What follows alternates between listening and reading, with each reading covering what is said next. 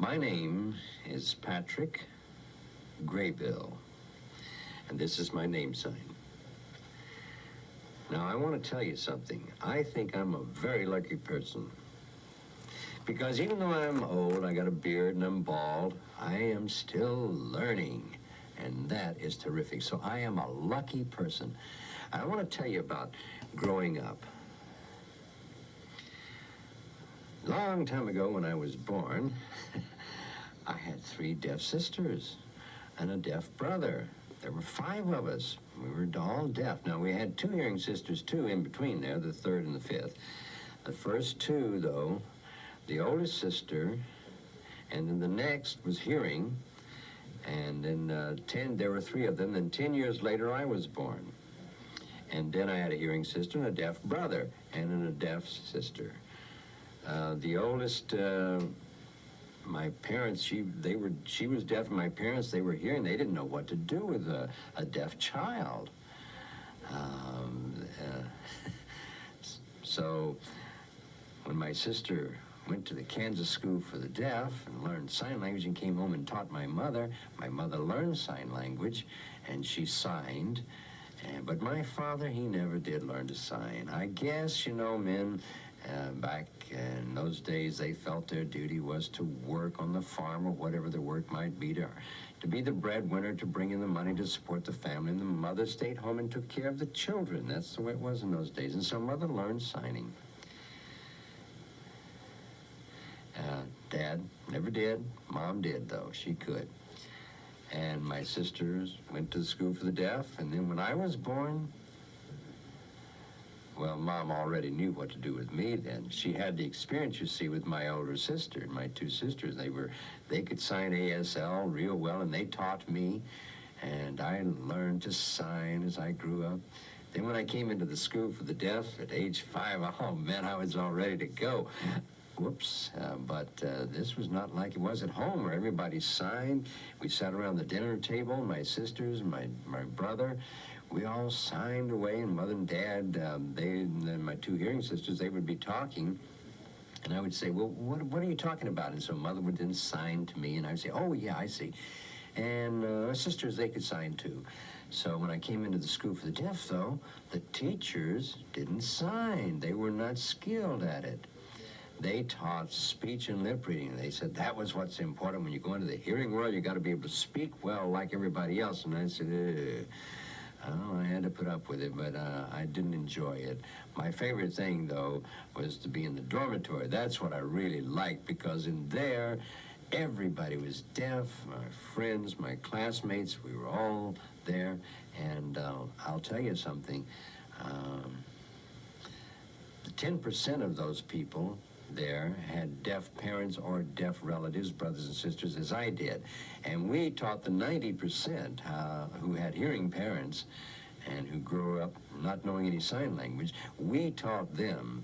The 10% taught that 90% how to sign, and they learned and they learned and they learned. And the best teachers I had as I was growing up were my friends and my classmates there in that dormitory, learning so much from each other. Whether it was right or wrong, I don't know, but we were learning a lot. In school, well, we had to put up with that. But I want to tell you, the best teacher, the finest teacher I had was a deaf woman named Mrs. Sayers. And this was her name sign. Now, she was such a proud woman. She could sign so beautifully. Every day she'd get up on the stage and she would tell a story, or she might sign a poem. And I would sit entranced at the beauty of her signing, how skillful she was. I wanted to be like that when I grew up. I wanted to be able to sign the way Mrs. Sayers did. Now, that was one thing. Now, I also had a wonderful deaf sister.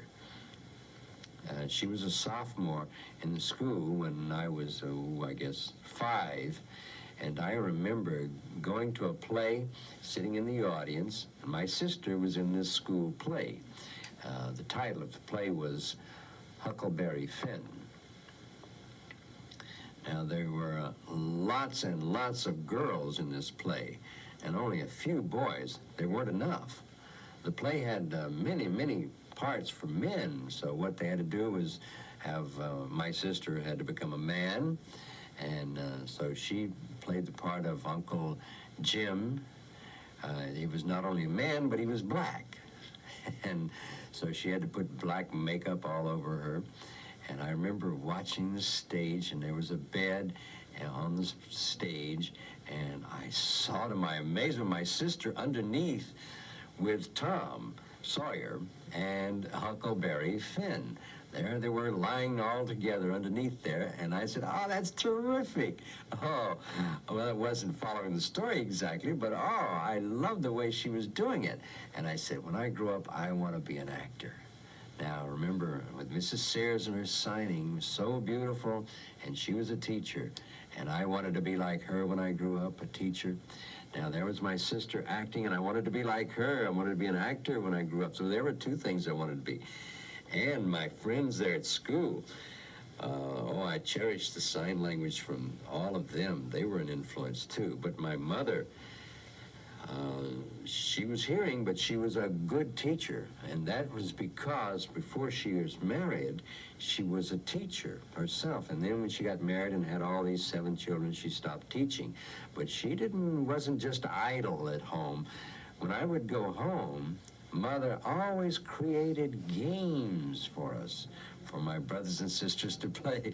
All kinds of, there was hide and seek, hide and go seek, and then there's all kinds of games like tag. We'd play that, and I remember when I was 10, I was bored once and nothing to do, so I said, "Mama, I want a new game."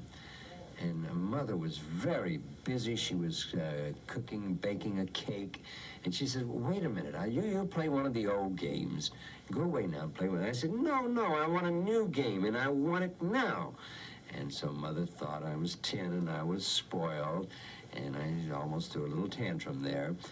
So Mother said, "Okay, come here, come here." So I followed her and see what was going on. We went into the living room, and she took out a book. The title of the book is Beautiful Joe.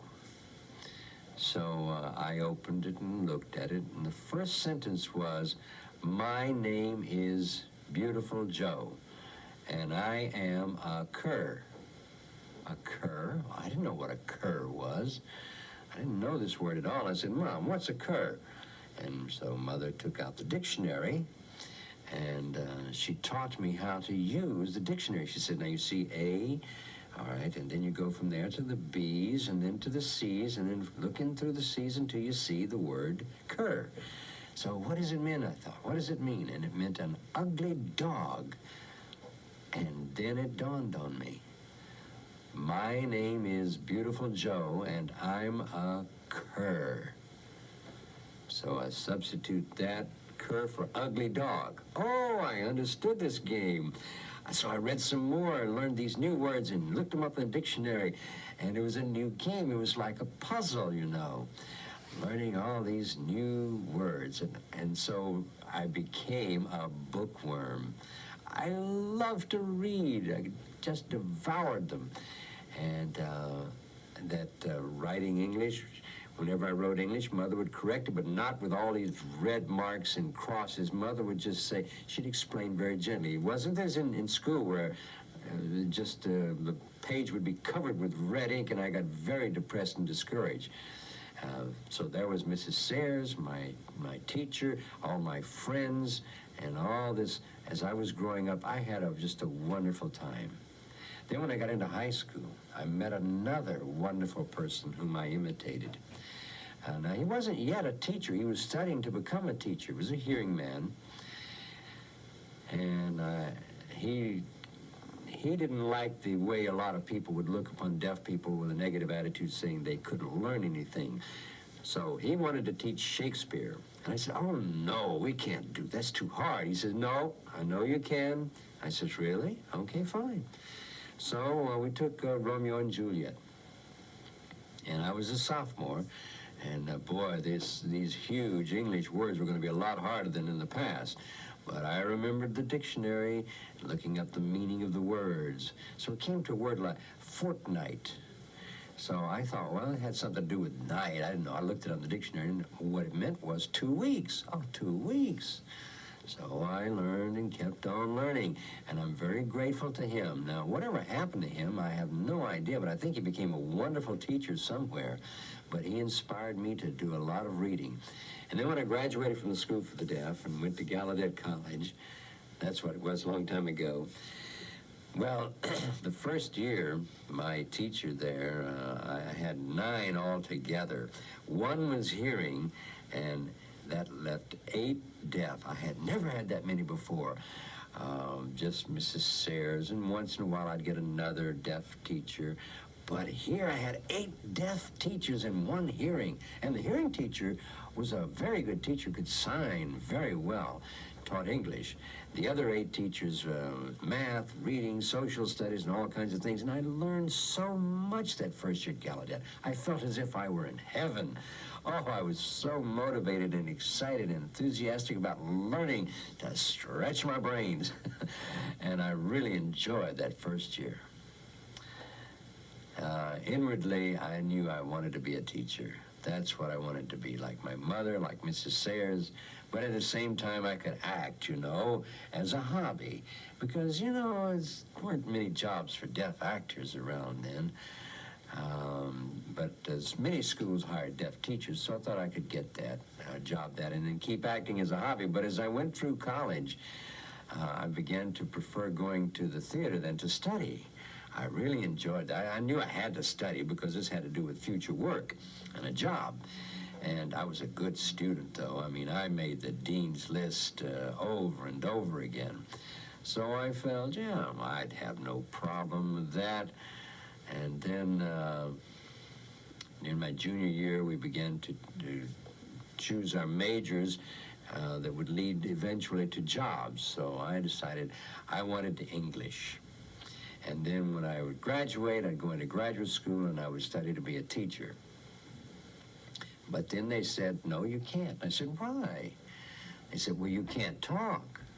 Oh, you see, when you go to a school to teach, it's important that you can teach lip reading and speech. I said, but look, I've made the dean's list. Oh, so many times. And I'm a good actor, too, and a good teacher. No, they said, you better pick another field. Well, I was a little sad. Because I wasn't the only one. A lot of other people, a number of us had been denied the opportunity to become a teacher because we were deaf, we couldn't speak. So, boy, I began to really seethe inside of me. And we got together and we talked with the principal of the school. And we said, we want to be teachers. So the principal said, okay, 1 semester we'll see. If you fail, then you'll have to change. Okay? So the first semester, I studied, and we all really cooperated together and studied real hard, and I made the dean's list. So the principal had nothing to say about that, and allowed us to continue on into the second semester. The same time we studied, we had to start practice teaching, too. And I was at Gallaudet, and so my practice teaching was in West Virginia at the School for the Deaf there. So I was there for 8 weeks practice teaching, and oh, did I enjoy it. The first 4 weeks was social studies, and I had taught under a teacher who supervised me very carefully and helped me, a deaf teacher, and I learned a great deal from that. And then the second 4 weeks was math. And again, it was another deaf person who supervised me and helped me.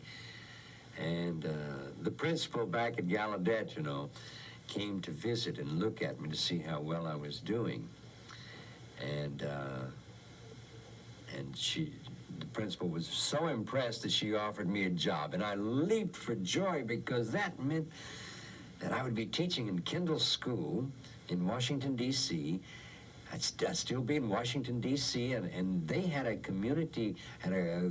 deaf group. It had nothing to do with the college. This was community theater, and I wanted to get into that. That meant I would have a job teaching in Washington, D.C., and then in the evenings I could perform. Oh, that was perfect. Well, I felt I was still in heaven. So the first year I started teaching, I came into the classroom, And the students there they were deaf, yeah, but they were slow mentally. And I had studied with the idea of teaching drama and English and literature to good students. That's what I thought I was going to be doing. These were slow students. And, but because they were deaf like me, I had to teach them. So it was really hard, though, and very frustrating, and such a struggle. Plus, there were a lot of teachers in that school, mainly hearing teachers, who didn't have the attitude that deaf people could do things. And they'd say, oh, they've got a problem. They would help them. They were slow and just kind of push them along. I didn't like that.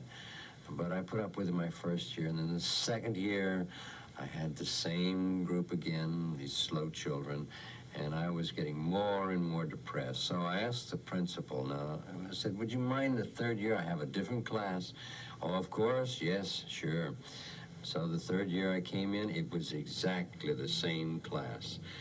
They did give me another class 1 hour a week, and felt that I should be satisfied with that. That would be enough. So I decided, no, I'll quit. Now, remember I told you that I wanted to be a teacher, and all through college this was my dream, and now I'm quitting. Well, what was I to do? Oh, I thought and thought. My family, in which I had grown up, were very strong Catholics, so I thought maybe I'd become a priest. All over the United States, there is no deaf Roman Catholic priest. I could be the first. Let's see. But there was a problem. I had grown up in this residential school for the deaf, and everybody was deaf, and in college they were deaf. But now, 200 men in the seminary, they were all hearing, and I was the first deaf. So the first 2 weeks there, it was so awkward for me. So I didn't know how I was going to get on. Some of them, the fellows wanted to learn sign language, and I taught them a little bit, and they did learn. They became friends. They weren't real skillful at signing, but they were eager. And in class, there was no interpreter, no note taker, and I'd try to read the teacher's lips, and I just really sat there and kind of twiddled my thumbs. And I asked the teacher, I said, would it be all right if I didn't come to class but stayed in the dorm and studied? And I got B pluses, and once in a while I got an A. So I was a good student, but deep inside I wasn't happy. I was just putting up with it for 2 years, and at the same time, the NTD, the National Theater of the Deaf, was established. Oh, I thought, should I stay here and study to become a priest? I remember thinking that acting was only going to be nothing more than just a hobby, but now I could have a job at it, working for the deaf. So I decided to go for one tour, just to see if I liked it. So the first few weeks of rehearsal, then touring, I loved it. I adored the job, because it was almost just like being in a residential school, and almost like Gallaudet. There were, I think, 12 actors. 10 of us were deaf and 2 were hearing, and they spoke for the other 10. And it was almost like a family, all of us. We toured together, we acted together, and we talked and chatted. And I stayed with the NTD for 10 years, and I really loved it. But I felt that 10 years was long enough.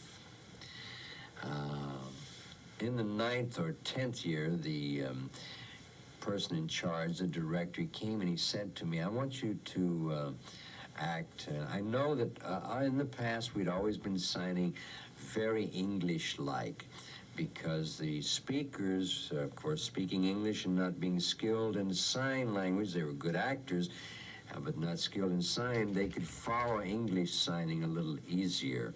So that's what we did. And in the past, we also thought, you know, if you signed English, that meant you were smart. And just signing ASL, well, that was for bedroom or living room, you know, that was okay for that. But to do it on stage, no. It wouldn't be appropriate. People would think we weren't very bright to do that kind of signing. So I learned quickly, oh yeah, you gotta do this English signing, because That shows you're smart. And then my boss, he came up in the 9th year and he says, now I want you to do to practice alone. I want you to do the same kind of signing you do at home in your dining room. And I said, sign the way I do in my dining room? I don't understand. I thought that would mean that I'm not very smart. So I started rehearsing alone, and I practiced and practiced and practiced for 8 weeks. It was lonely.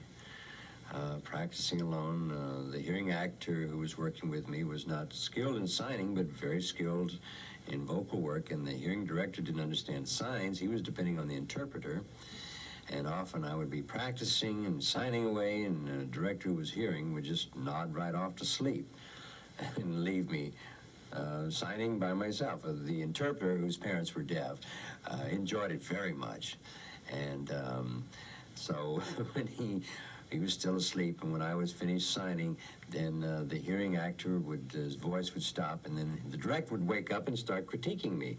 And I thought, well, how does he know anything?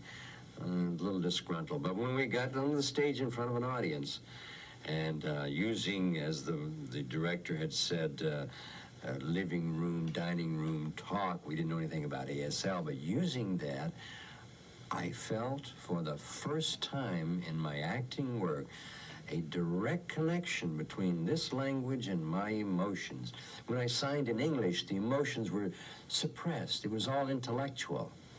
But ASL really connected with my feelings, and the emotions came out. I could cry, I could laugh.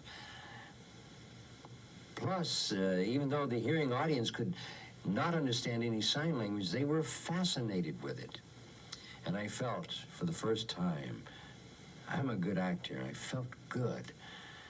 And, but 10 years of touring and living out of a suitcase and having a different bed every night, plus so many people in the company had quit and had been replaced by new people, and it wasn't the same. It wasn't my family anymore. I felt it was time to leave. But I still wanted to act, and I wanted to do church work.